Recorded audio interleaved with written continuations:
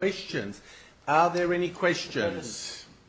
The Leader of the Opposition. Mr President, my question without notice is to the Leader of the Government and Minister for Energy and Utilities. I refer to two emails sent to your ministerial office from Channel 7's Lee Jelisek on 1 March, one of which said, and I quote, "We're doing a report tonight on Sydney Water.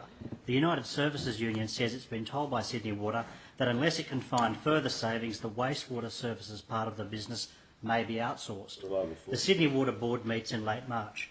We would like to interview the Minister about this, please," unquote. How do you reconcile this with your statement yesterday during question time, where you told the House that, and I quote, "I was not asked to make any comments on the privatisation of Sydney Water"? Well, in fact, it's entirely consistent. Let me tell you why.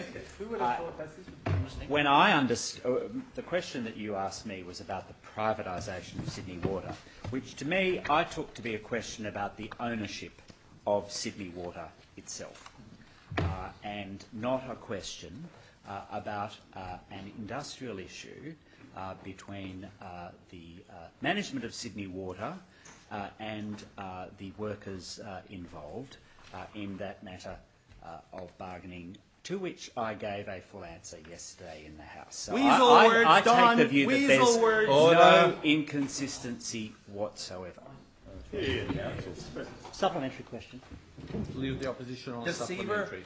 Given that yesterday I had asked the Minister to rule out the privatisation or long-term lease of Sydney Water Corporation or any part of its operation, would you please elucidate your answer regarding what you think the difference is between privatisation and outsourcing?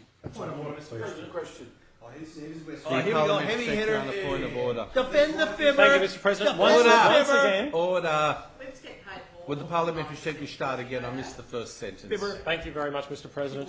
For the point of order, of course, as your earlier ruling today stated, that in supplementary questions they should seek to elucidate an element of the minister's answer. That did not at all seek to elucidate a part of the minister's answer, but rather referred to yesterday's question as an entirely new question. I ask that you rule it out of order. To the point of order. To the point of order. Leader of Opposition. Thank you, Mr. President. I was in fact asking the Minister to clarify his answer, or indeed to provide further information, given that the Minister seems to be under a misapprehension about what he was asked yesterday. Here's the email, Don. Black and white. You fib. To the point of order. I've heard enough. Thank you. The supplementary questions in order. The Minister has the Minister has the call. It's in order, The supplementary question is in order.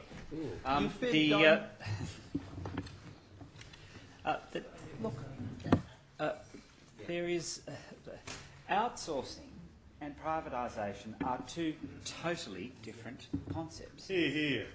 Totally different concepts. This is not a privatisation. What's the subject of the discussion between Sydney Water and the trade union you referred to before? Not a privatisation at all. Let's be clear. Privatisation is when the entire business is sold and owned by the private sector. This should not at all be confused with what Sydney Water are looking at, which is a potential outsourcing model, and which, as I outlined yesterday to the House, was something that the previous Labor government did with any number of facilities and any number of functions. Sydney Water's preference is to retain both its civil and treatment business areas in-house, but where there is significant gains to be made to its customers, Sydney Water will then look to external partners to provide these services. But that is not what is under contemplation at the moment. The preference is to keep this all in-house, and there is absolutely no question whatsoever of the sale of Sydney Water as a business. It's just not on the agenda. Mr. President.